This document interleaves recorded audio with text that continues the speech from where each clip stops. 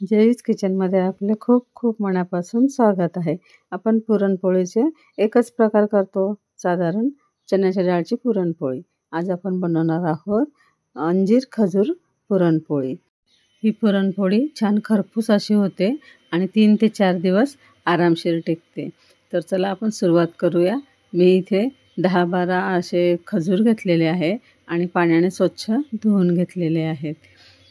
तुम्ही जर माझ्या यूट्यूब चॅनलवर नवीन असाल तर लगेच सबस्क्राईब करून घ्या. बघा कसं घाण पाणी निघालेलं आहे. इथे मी अंजीर घेतलेले आहे 6. अंजीरसुद्धा मी स्वच्छ पाण्यामध्ये धुवून घेणार आहे आणि एका स्वच्छ कापडाने आपण अंजीर आणि खजूर कोरडे करून घेणार आहोत.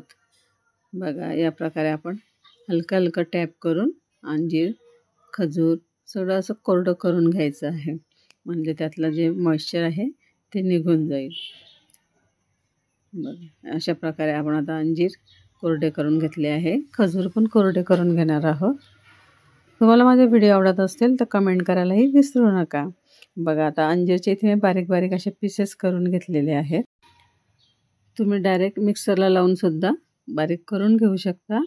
अशा प्रकारे आता आपल्याला बारीक बारीक असे पीसेस करून घेतलेले आहेत.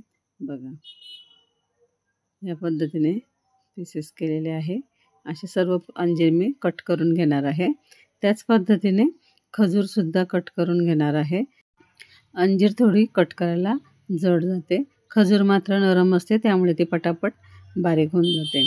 अशा प्रकारे आता सर्व खजूर मी कट करून घेत आहे. व्हिडिओला लाईक आणि सबस्क्राईब करत चला, ही माझी तुम्हाला रिक्वेस्ट आहे. बघा अशा प्रकारे पटापट असं आपण खजूर बारीक करून घेतलेली आहे. आता मी गॅसवर पॅन ठेवून घेणार आहे. तुमच्याकडे नॉनस्टिक पॅन असेल तर नॉनस्टिक पॅन ठेवा, नाहीतर जाड तळाची कढई ठेवा. त्यामध्ये 1 चमचाभर साजूक तूप घालून घ्यायचं आहे आणि आपण कट केलेले खजूर आणि अंजीर घालून 3 मिनटापर्यंत परतून घ्यायचे आहेत, जेणेकरून ते नरम होतील. गॅसची फ्लेम आपल्याला मीडियम ठेवायची आहे. आता या प्रकारे आपण त्यांना भाजून घेतलेले आहे, बऱ्यापैकी नरम झालेले आहेत. आता हे एका मिक्सरच्या भांड्यामध्ये मी काढून घेणार आहे आणि मिक्सरला लावून बारीक करून घेणार आहे. बघा मिक्सरला बारीक केल्यावरती एकदम छान अशी बारीक पूड तयार झालेली आहे. सध्या ते गरम आहे. आता मी एका बाउलमध्ये काढून घेत आहे. हे जे सारण आहे आपलं हे गार होईल. यामध्ये वेलची पावडर टाकून घेतलेली आहे आणि छान मिक्स करून गार करायला आपण ठेवून देणार आहोत. बघा सगळं असं एकजीव करून घ्यायचं आहे. गरम असल्यामुळे मी स्पॅच्युल्याने करून घेतलं आहे. इथे मी 1 वाटीभर कणिक घेतलेली आहे. त्यामध्ये 2 चमचे साजूक तूप टाकून घेतलेलं आहे. चवीनुसार थोडं मीठ टाकलेलं आहे आणि 2 चमचे मैदा घालून घेतले आहे. मैद्यामुळे ती खरपूस अशी छान होते. तुम्ही फक्त मैदाही घेऊ शकता किंवा फक्त कणिकही घेऊ शकता किंवा निम्मे निम्मे कणिक आणि मैदाही निम्मे निम्मे घेऊ शकता. थोडं थोडं पाणी घालून आपल्याला कणिक भिजवून घ्यायची आहे. कणिक भिजवताना आपल्याला फार कडक किंवा फार नरम नको. साधारण आपण रेग्युलर चपाती बनवतो तशी आपल्याला कणिक भिजवून घ्यायची आहे. थोडंसं तेल लावून घ्यायचं आहे खाली तळाला आणि त्यावरती आपल्याला परत कणिक छान चोळून घ्यायची आहे. बघा कणकेचा गोळा छान भिजला पाहिजे, असं तोडला की लगेच तुटायला नको. त्यासाठी आपल्याला भरपूर त्याची अशी मेहनत घ्यायची आहे. कणकेला छान मसाज करत राहायचं आहे, जेणेकरून त्यामध्ये ग्लुटेन तयार होईल व आपली पोळी पण खूप छान होईल. आता कणिक छान भिजवून झालेली आहे. मी आता कणिकचा गोळा हा झाकून ठेवते. बघा लांबवून पण दाखवते तुम्हाला, यामध्ये ग्लुटेन तयार झालेलं आहे. आता 10 मिनटासाठी आपण कणकेचा गोळा झाकून ठेवू. आता इथे मी जे आपलं सारण तयार केलेलं आहे त्याला पण छान असं एकजीव करून चोळून घेतलेलं आहे आणि त्याचे सारखे असे पीसेस कट करून घेतलेले आहे समप्रमाणात. 6 ते 7 गोळे आपले तयार होत आहेत आणि आता याचे पीसेस करून गोल गोळे करून घेणार आहे. बघा असे छान गोल गोल गोळे करून घ्यायचे आणि आपण पुरणाची पोळी आता लाटायला घेणार आहोत. व्हिडिओला लाईक आणि सबस्क्राईब पण करत चला, ही माझी तुम्हाला विनंती आहे. बघा किती ग्लुटेन तयार झालेलं आहे. आपण जसं पापडाचं पीठ ओढतो त्याप्रमाणे आपलं पीठ तयार झालेलं आहे. असे गोळे करून घेतलेले आहे.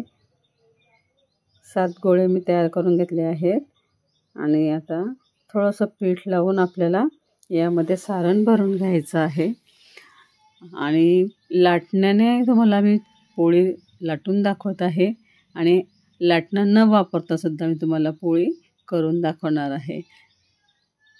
लाटणं न वापरता जी पोळी आपण करतो तिचा आणि लाटण्याने केलेलीचा फरक काय होतो ते पण दाखवत आहे. बघा आता मी इथे थोडंसं गोळा प्रेस करून घेतलेला आहे आणि लाटण्याने आपण लाटून घेणार आहोत. लाटण्याने लाटल्यामुळे काय होतं ना की ते जे सारण आहे ते फक्त सेंटरलाच राहतं, आजूबाजू पसरत नाही. पण आपण लाटणं न वापरता हाताने करून घेऊ पोळी तर बघा सारण पण छान पसरतं आणि पोळी पण छान होते. म्हणजे खाताना आपल्याला पूर्ण घासापरत सारण हे तोंडात येतं.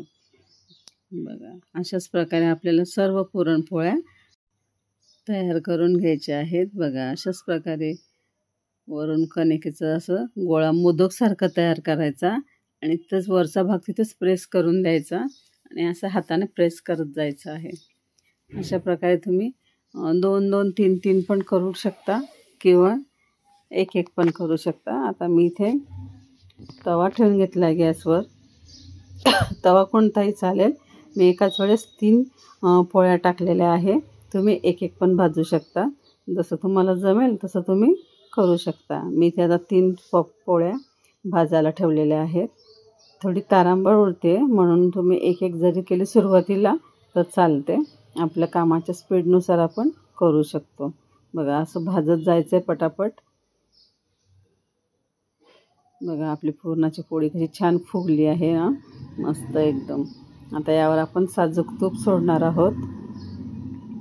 आधी पूर्ण पोळी आपल्याला भाजून घ्यायची आहे काठाने वगैरे.